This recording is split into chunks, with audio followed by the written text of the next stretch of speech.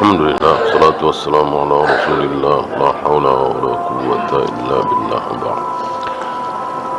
Ada pertanyaan? Orang Quraisy Makkah beriman dengan tauhid rububiyah. Apakah mereka juga beriman dengan asma wa sifat? Jelas tidak. Jangankan asma wa sifat, uluhiyah saja tidak. Antum masih ingat ketika Rasulullah membuat perjanjian dengan mereka kafir Quraisy, Nabi mengawali perjanjian itu dengan tulisan Bismillahirrahmanirrahim. Itu ditentang, ditolak, suruh dihapus. Bismillahirrahmanirrahim itu dihapus dengan apa? Dengan Bismillahi Allahumma. Bismillahi Allahumma jelas kalimat yang hak. Jadi yang ditolak oleh Abu Sufyan waktu itu masih kafir Quraisy adalah Ar-Rahman Ar-Rahim. Ini kan asma wa sifat, ditolak. Bahkan mereka mengatakan Muhammad mincla-mincli. Katanya Tuhan cuma satu, tapi ada Ar-Rahman, ada Ar-Rahim. Bodohnya mereka terhadap asma wa sifat. Jadi kalau Allah memiliki nama lebih dari satu itu nggak terima mereka. Allah itu yang namanya satu, yaitu Allah titik. Sementara nama Allah ada 99.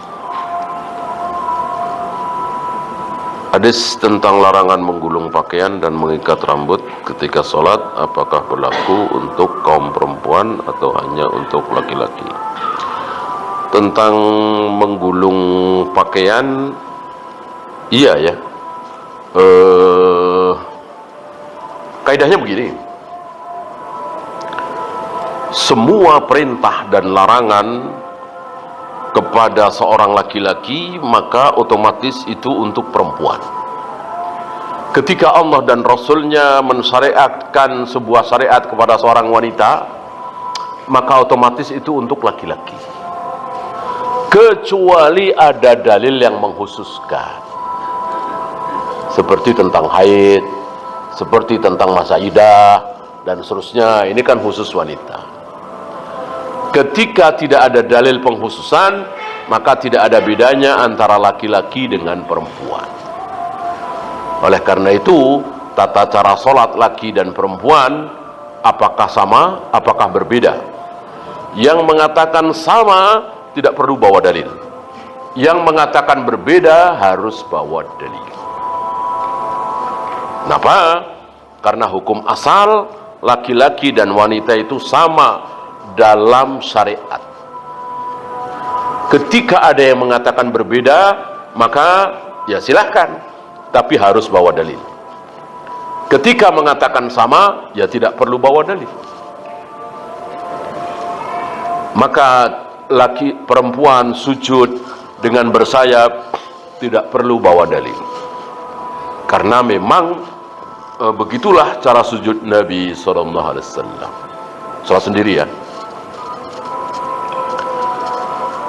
Apakah dalil yang menjadikan dasar kaidah tentang cara membedakan ibadah mahdhah dengan ghairu mahdhah? Justru ini menyimpulkan dari dalil-dalil yang ada. Dalil-dalil yang ada bahwa ibadah itu memang ibadah kan banyak sekali. Ada sholat, ada saum, ada azan, ada qomat, ada tawaf, ada sa'i, ada cari nafkah, ada menikah, ada sedekah.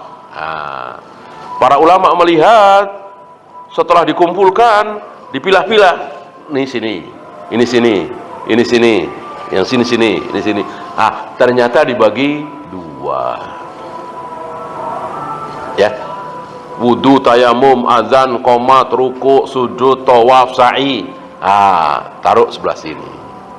Beda dengan berbakti kepada orang tua, sedekah, nikah, cari nafkah, nolong orang, taruh sebelah sini. Karena memang beda kan. Jelas beda lah. Dengan sekilas saja yang punya akal akan bisa membedakan antara sholat, saum, tawaf, sa'i, azan, qomat dengan cari nafkah tadi, sedekah tadi, nolong orang tadi. Ada nenek-nenek nyebrang jalan, kita tuntun supaya selamat. Ini beda dengan tawaf, sa'i, azan, qomat tadi. Gitu. Nah, para ulama akhirnya menyimpulkan bahwa mahdoh tidak bisa dicerna oleh akal, ghairu mahdoh bisa. Bahwa mahdoh hanya dilakukan oleh kaum muslimin, sedangkan ghairu mahdoh juga dilakukan oleh orang-orang kafir. Ada orang kafir yang berbakti kepada orang tua? Ada banyak. Ada orang kafir yang nikah cari nafkah? Ada. Orang kafir melempar jumroh? Ada? Nggak ada. Itu para ulama, ya.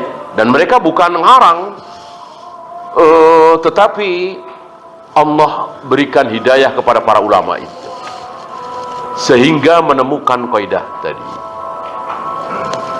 Satu lagi, mahdoh manfaatnya nanti di akhirat, sementara ghairu mahdoh manfaatnya sudah nampak di dunia ini. Saya sering mengganti celana panjang dengan kain sarung ketika sholat. Apakah ini termasuk berlebihan? Tergantung ya. Kalau celana antum itu sudah cukup, sudah lebar, tidak terlalu ketat, tidak transparan, ya sudah cukup. Karena baik celana dan sarung dua-duanya, baik sarung maupun celana panjang dua-duanya apa? Sama-sama tidak pernah dicontohkan oleh Rasul dan para sahabat. Pernah dengar hadis Nabi pakai sarung boyor gitu, sarung apa lagi ya? Nggak ada. Dua-duanya tidak pernah dicontohkan oleh Nabi alaihi salatu wassalam.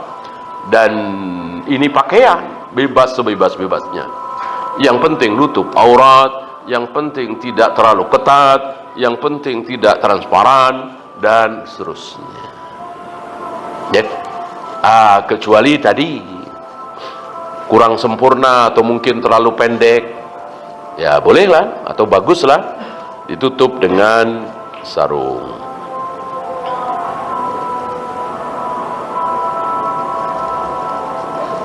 Sekolah sunnah biaya tidak terjangkau, sekolah umum khawatir dengan agama anak, mohon nasihat. Mungkin dulu ya. Hari ini insya Allah sekolah salaf ada yang mahal, ada yang murah. Yaitu kan tergantung fasilitas ya. Yang mahal mungkin pakai AC, marmer segala macam. Yang murah kipas angin bahkan tidak ada. Yang penting isinya salaf. Yang penting isinya sama. Tidak diajarkan sifat 20, tidak diajarkan usolli nawaitu, diajarkan tauhid rububiyah uluhiyah asma wa sifat, ya. Adapun gedungnya, bangkunya berbeda, ya sebagaimana sekolah bid'ah, sekolah umum juga seperti itu. Ya. Kalau betul mahal semua, tentu kita prihatin. Ya. Insya Allah ada yang mahal, ada yang tidak mahal. Ya, sesuaikan dengan kemampuan kita. Wallahu. Ya, itu saja. Subhanakallahumma bihamdika asyhadu an la ilaha illa anta astaghfiruka wa atubu ilaik. Assalamualaikum warahmatullahi